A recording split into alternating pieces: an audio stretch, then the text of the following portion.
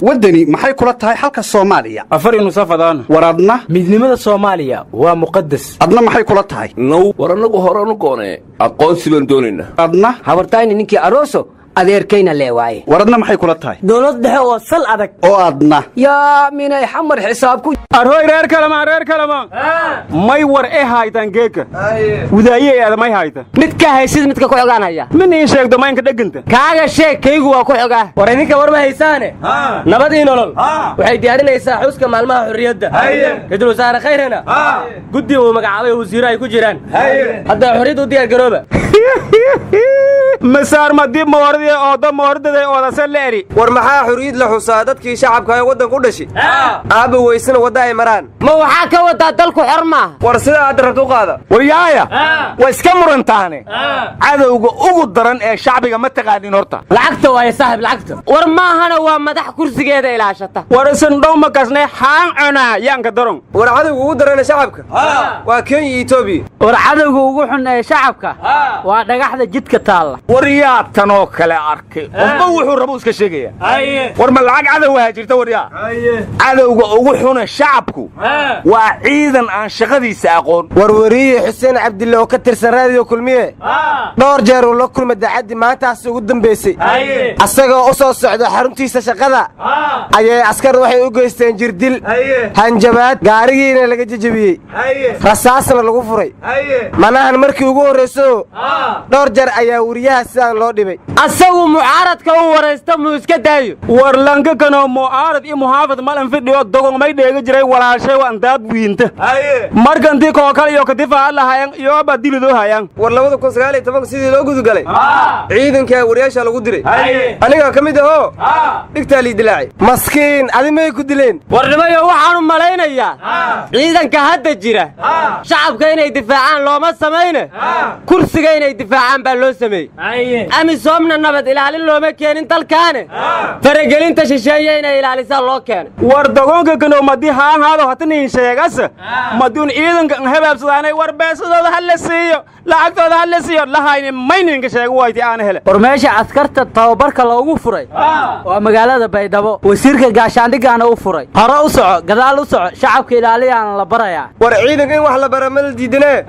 wasiirka gaashaandhiga taliye ugu horeeyay ciidanka Soomaaliya magaciisa saddexaad ma yaqaan waryaaya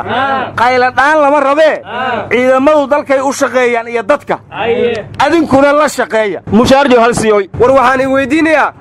madaxweyne Waare Yuusuf Dabageed xagee kala marayaan iyago baraajil ha ogaay war Yuusuf Dabageed hal eber ayaa la diray war taa loo diray ma la dheelino ciyaartii dhameedba waa u banaday baa la yiri oo shabaqii u qaatay war gudoomiye madaxweyne Waare uu magacaabay Yuusuf Dabageed wuxuu yiri guriga kama soo bixi kartid Yuusuf Dabageed an qarafateen war anisiin haaye nuh oo ma hideerasa galmudug oo deerti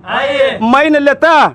may iskhilaafay madaxweyne haaf iyo ahlul sunna iskhilaafan leeri warka ma dib badaday Facebook horta bal iska daawado jiray daawadi Facebook deerti ya yoona jibaab rasmi ah ka biyeen wallahi been weeye waana laga been abuurtay waxba kama jiraan weeye waxaas cidii wadwada nala ku soo riixi maahayo anagana dan imuraad midna ka malihin ma aragta sideena baan u wada shaqaynaynaa bay dhaheen warmada isaaqow xaaf ma dafiya u noqotay taasa ku fiican tahay war xaaf wuxuu xilka ka qaaday afhayeenkiisii maana waa gudoomiye gobolka mudug mid kalena magacaab war safiirka Soomaaliya Kenya u fadhiya ee tarsan waxa uu yiraahday xiisada u dhaxaysa labada dal wax saameyn ah kuma yeelan safaaradda madaxtooyada Soomaaliya wax saameyn ah kuma yeelan shacabka bisa la dhibaatay war xirnashaa wadooyinka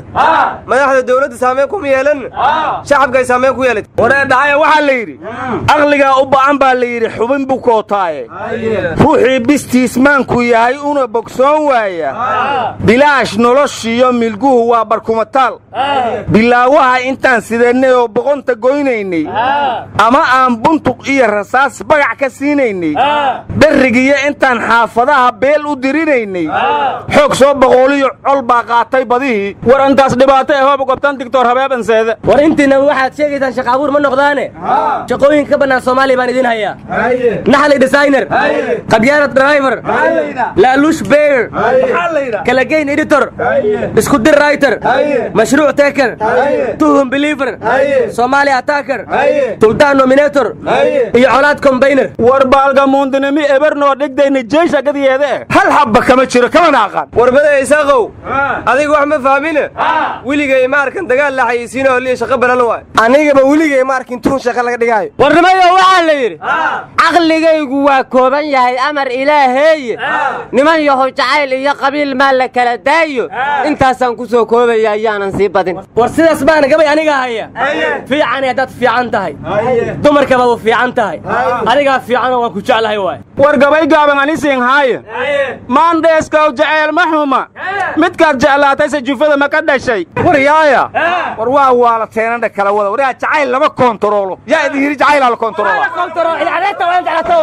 war kursigan jecelnahay naga tagay iimaanka Allah idin garshay